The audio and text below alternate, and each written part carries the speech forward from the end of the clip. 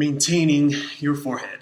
So we want to develop good habits in terms of keeping our cranial posture in the right position in order to develop favorable conditions and structures for proper and healthy hair growth, and potentially the reversal of male pattern baldness. So we have muscles on our skulls that function just like any other muscle.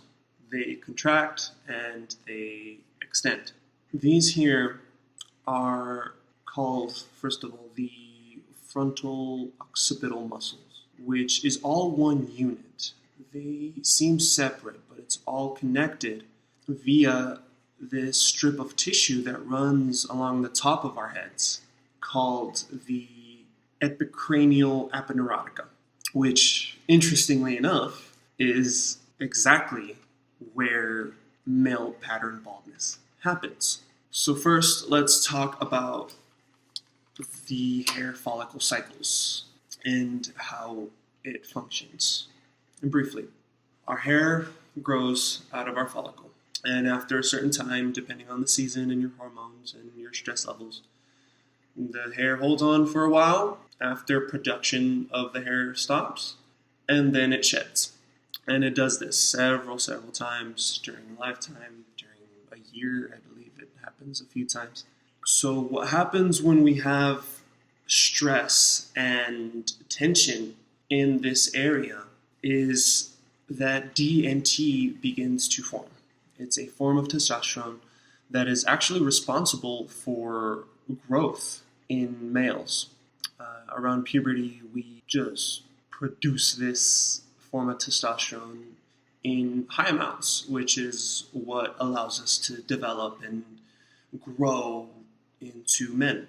Now, what happens in the scalp is that the production begins to accumulate way too high, and this DNT becomes calcified. It forms around the hair follicle during any given cycle, so that the next time a hair is produced, it comes out smaller because it is shrinking the hair follicle. So over time, the DNT will just shut the production of hair altogether. So how do we avoid DNT? Well, we want to have less tension in our scalps, producing less irritation, producing less DNT. Now, this ties into the whole muscle thing. When these muscles contract, okay, this scrunching here, which is what you don't want. It looks ugly. It looks bad.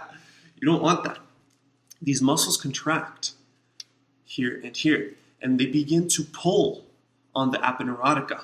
They begin to pull on this tissue, and it creates that tension and irritation and inflammation, and brings in all this DNT because it wants to still produce hair.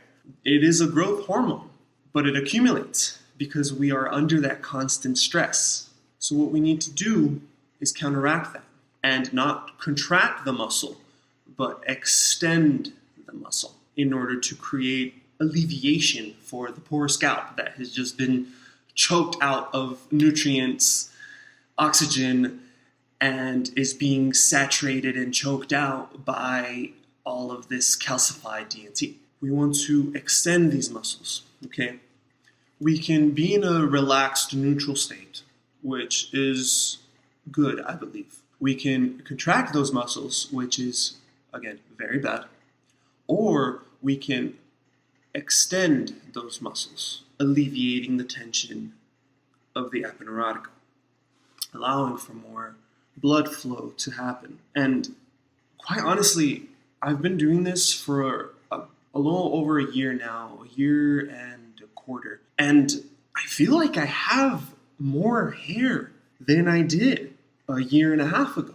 And I think it's due to this extension of these muscles here. You want to avoid this because that will give you this shape.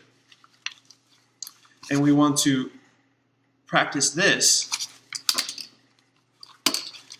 which will give you this shape. Class dismissed.